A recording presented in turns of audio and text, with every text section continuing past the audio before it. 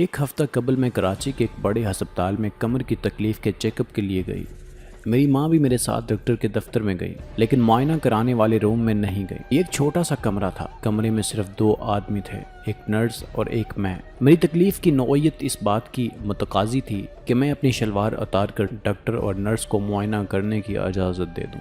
Nurse نے مجھے ایک کرتا دیا اور معائنہ کرنے کے لیے کمرہ تیار کرنے کے بعد ڈاکٹر کو بلا لیا۔ ڈاکٹر نے میری کمر کو ایک نظر دیکھ کر مجھ سے تکلیف کے بارے میں پوچھا۔ میں نے بتایا کہ سرجری کے بعد مجھے کمر کے نچلے حصے میں درد رہتی ہے۔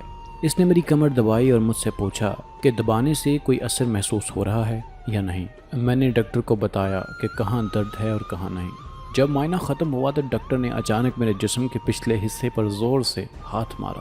میں نے اسے معائنے کا حصہ ہی سمجھا، لیکن یہ میرے لیے حیران کن تھا۔ اس نے پھر بتایا کہ اب کوئی درد نہیں ہوگی۔ میں بہت پریشان اور دنگ ہو کر رہ گئی۔ میری پشت پر ہاتھ مارنے کے بعد ڈاکٹر روم سے نکل گیا۔ میں نے اپنی شلوار اوپر کرتے ہوئے نرس کی طرف دیکھا۔ اس نے اپنی نظریں نیچے کر لی، لیکن اس کے لہجے سے مجھے اس کا جواب مل گیا کہ وہ اس واقعے پر شرمندہ ہے لیکن کچھ کر نہیں سکتی۔ میں روم سے نکل کر ڈاکٹر کے دفتر میں پہنچی، جہاں میری ماں میرا انتظار کر رہی تھی کہ پتہ چل سکے ڈاکٹر کا کیا کہنا تھا۔ ڈاکٹر نے کہا کہ کوئی بڑا مسئلہ نہیں ہے اور میں بالکل ٹھیک ہوں۔ اس نے میری طرف دیکھتے ہوئے پلکیں تک نہیں جھپکیں اور میں نے نظریں نیچے کر لیں۔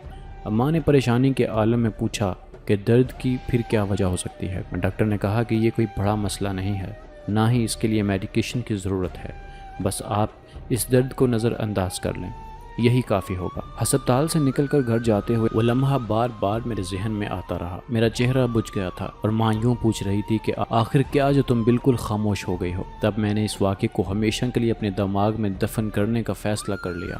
مجھے جب بھی یہ واقعہ یاد آتا میں اسے جھٹک دیتی۔ میں فوری طور پر نہانا چاہتی تھی، کیونکہ مجھے ایسے محسوس ہو رہا تھا جیسے میرے پلید ہو چکے ہوں۔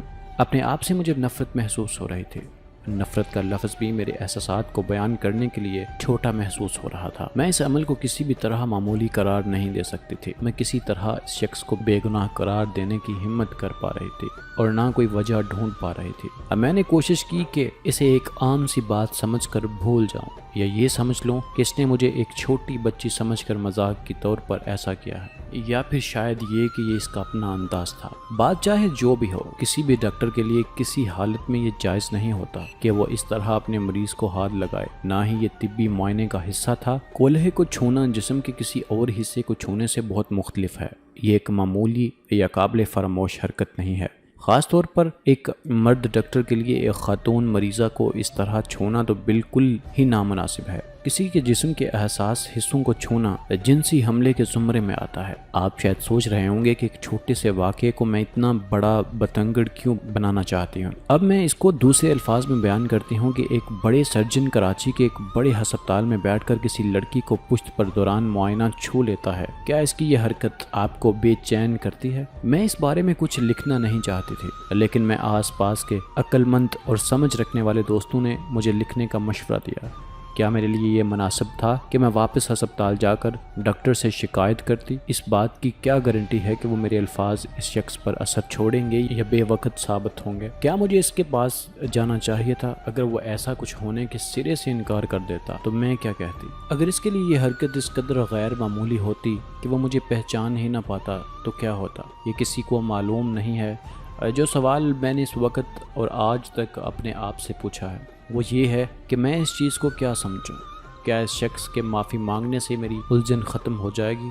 نہیں، مجھے کسی قسم کی تلافی کی ضرورت نہیں۔ آپ ان کی حرکات کی توجیہ ڈھونڈنا چھوڑ دیں۔ ایسا کوئی طریقہ نہ ڈھونڈیں جس سے آپ کو ایسا لگنے لگے کہ آپ نے اس شخص کو آپ پر جنسی حملے پر اکسایا ہے۔ خاموش رہنا کبھی بھی اس بات کی علامت نہیں کہ آپ کے ساتھ دوبارہ اس طرح کے رویہ نہیں اپنایا جائے گا۔ میں نے میڈیا میں آنے کا اس لیے فیصلہ کیا کہ اگر ایک شخص بھی یہ پڑھ لے اور اپنی کہانی شیئر کرنے پر رضامند ہو جائے تو میرے الفاظ اور سوچ کی قیمت ادا ہو جائے گی۔ میں ایسی لڑکی نہیں ہوں جو چھوٹے مسائل پر شکایت کرتی ہوں۔ اتنے بڑے معاملے کو معمولی معاملہ سمجھ کر نظر انداز کر لیں۔ یہ ایک سنجیدہ معاملہ ہے۔ ہسپتال اور کلینک ایسی جگہیں ہوتی ہیں جہاں کپڑے اتارنے کا یہ مطلب نہیں ہوتا کہ آپ اپنی مرضی سے ننگے ہوتے ہیں۔